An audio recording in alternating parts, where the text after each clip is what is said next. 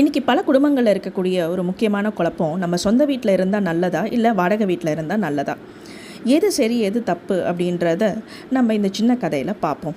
வாங்க கதைக்குள்ளார போகலாம். இந்த கதையில் ராஜு பிரியா அப்படின்னு ஒரு ஹஸ்பண்ட் அண்ட் ஒய்ஃப், அவங்களுக்கு 2 குழந்தைங்க. ராஜு ஒரு மார்க்கெட்டிங் ஆஃபீஸர், மாதம் 40,000 சம்பளம், இன்சென்டிவ் மற்ற அலவன்சஸ் எல்லாம் சேர்த்தா ஒரு 5,000 ஒரு 10,000 வரும். ஸோ 50,000 கூட வச்சுக்கோமே. அவர் 2 குழந்தைங்களையும் நல்ல ஸ்கூலில் படிக்க வைக்கிறாரு. வாடகை மாதம் 15,000. இந்த மாதிரி 13 வருஷமாக வாடகை கட்டிக்கிட்டு இருக்காரு. இப்படி அவங்க வாழ்க்கை போயிட்டு இருக்கும்போது ஒரு நாள் அவரோட பையன் அருண் அவரோட ஃப்ரெண்டு வீட்டுக்கு போகிறாரு. அங்கே போனதும் அங்கே ஆகாஷ் அப்படின்ட்டு வெளியில் நேம் போர்டு போட்டிருக்கு. அதை பார்த்ததும் அருண் கேட்குறாரு, உன் பேர் என்ன இங்கே வெளியிலலாம் போட்டு வச்சிருக்கேன் அப்படின்னு கேட்டதும், ஆமாம் இது என் சொந்த வீடு, அதனால் என் பேர் நான் இங்கே வெளியில் போட்டு வச்சுருக்கேன் அப்படின்ட்டு. அதை கேட்டுட்டு அருணுக்கு ரொம்ப வருத்தமாக போயிடுச்சு. நமக்கும் இந்த மாதிரி சொந்த வீடு இருந்தால் நாமளும் இந்த மாதிரி நேம் போர்டில் நம்ம பேரை போட்டுக்கலாம் இல்லையா அப்படின்னு அந்த கவலையோடையே அந்த குழந்தை வீட்டுக்கு போனான். வீட்டுக்கு போயிட்டு அவங்க அம்மா கிட்டே, ஏம்மா நம்ம இன்னும் வாடகை வீட்டிலே இருக்கோம், ஏன் நம்ம சொந்த வீட்டுக்கு போக முடியாதா, நம்ம ரொம்ப ஏழ்மையில் இருக்கோமா, நமக்கு சொந்த வீடு சாத்தியமே இல்லையா அப்படின்னு பல கேள்விகள் அந்த குழந்தை அவங்க அம்மா கிட்டே கேட்டுட்டு இருந்தான். அவங்க அம்மா, இல்லை கண்ணா நம்ம சீக்கிரம் சொந்த வீட்டுக்கு போயிடுவோம், கவலைப்படாத அப்படின்னு அவங்க அம்மா சொல்ல, அதுக்கப்புறம் அவங்க அப்பா கிட்டேயும் அவன் ரொம்ப வருத்தத்தோடு பேசுகிறான். இப்படி இருக்க என்ன நம்ம குழந்தைங்க இவ்வளோ கவலையோடு இருக்காங்களே, நம்மளும் இன்னும் எத்தனை வருஷத்துக்கு இப்படி வாடகை வீட்டிலேயே இருக்க முடியும் அப்படின்னு ராஜுவும் அவரோட மனைவியும் உட்காந்து பேசிக்கிட்டு இருந்தாங்க. அப்போது ராஜு சொன்னால், ஓகே நம்ம வாடகை மாதம் 15,000 கட்டுறோம், 13 வருஷத்துக்கு நம்ம பல லட்சங்களை நம்ம கட்டிட்டோம். உடனே அவர் மனைவி சொன்னாங்க, ஆமாங்க நம்ம நிறையவே வாடகை கட்டிட்டோம், அது இல்லாமல் வருஷம் வருஷம் ஓனர் ரெண்ட்டையும் ஏற்றிக்கிட்டே இருக்காரு, அது மட்டும் இல்லாமல் மெயின்டெனன்ஸ் சார்ஜையும் ஏற்றுறாரு. இப்படியே போயிட்டு இருந்தால் நமக்கு வாடகையே ஒரு பெரிய பாரமாக போயிடும் அப்படின்ட்டு அவங்க அதுக்கப்புறம் உட்காந்து அவங்களோட மாத செலவு எவ்வளோ பட்ஜெட்டு, ஒரு மாதத்துக்கு மந்த்லி பட்ஜெட்டு, ஒருவேளை இஎம்ஐ, ஒருவேளை வீடு வாங்குறதா இருந்தால், சொந்த வீடு போகிறதா இருந்தால் அதுக்கு எவ்வளோ இஎம்ஐ அவங்களால கட்ட முடியும் அப்படின்ட்டு கணக்கெல்லாம் போட்டு பார்த்தாங்க.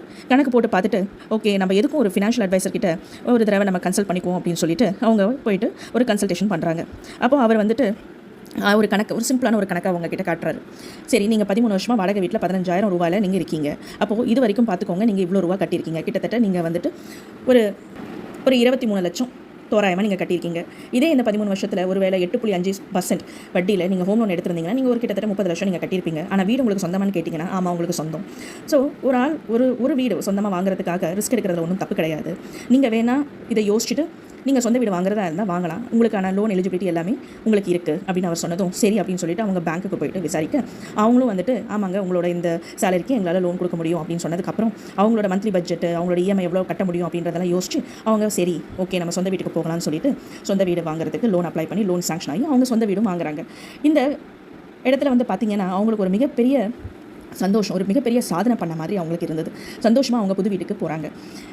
இந்த இடத்துல நான் என்ன சொல்ல விரும்புகிறேன்னா, ஒரு ஆள் ஒரு சொந்த வீடு வாங்குறதுக்காக ரிஸ்க் எடுக்கிறது ஒன்றும் தப்பு இல்லைங்க. இது என்னோட தனிப்பட்ட ஒரு கருத்து.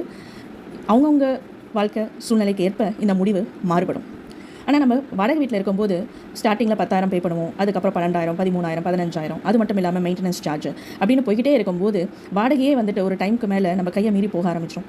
ஆனால் 20 வருஷம் 30 வருஷம் வாடகை வீட்டில் இருந்துட்டு நம்ம திரும்பி பார்த்தோம்னா அங்கே நமக்கு அந்த வீடு சொந்தம் கிடையாது. நாளைக்கு திடீர்னு ஒரு தேவை, நம்ம வந்துட்டு சொந்த வீட்டில் தான் இருக்கணும் அப்படின்ற மாதிரி வரும்போது நமக்கு அங்கே வீடு இருக்காது இல்லைங்களா. இதே அந்த வாடகையை இஎம்ஐயாக நினச்சி கட்டிட்டோம்னா 20 வருஷமோ இல்லை 25 வருஷமோ இல்லை 15 வருஷமோ கழிச்சு பார்த்தீங்கன்னா அந்த வீடு நமக்கு சொந்தமாக ஆயிடுது. அது மட்டும் இல்லாமல் அதை நம்ம குழந்தைங்களுக்கு ஒரு சொத்தாக நம்ம கொடுக்கும்போது நம்ம குழந்தைங்களுக்கும் ரொம்ப சந்தோஷமாகுது, அவங்களுக்கு ஒரு பாதுகாப்பாகவும் இருக்குது, நமக்கே அது ஒரு பாதுகாப்பாகவும் இருக்குது.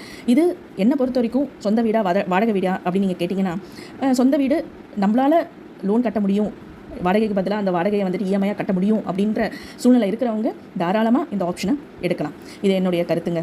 இந்த கதை உங்களுக்கு பிடிச்சிருந்தா ஷேர் பண்ணுங்கள், லைக் பண்ணுங்கள். நம்ம சேனலை இன்னும் சப்ஸ்கிரைப் பண்ணாமல் வாட்ச் பண்ணுறீங்கன்னா சப்ஸ்கிரைப் பண்ணுங்கள். தேங்க்யூ, தேங்க்ஸ் ஃபார் வாட்சிங்.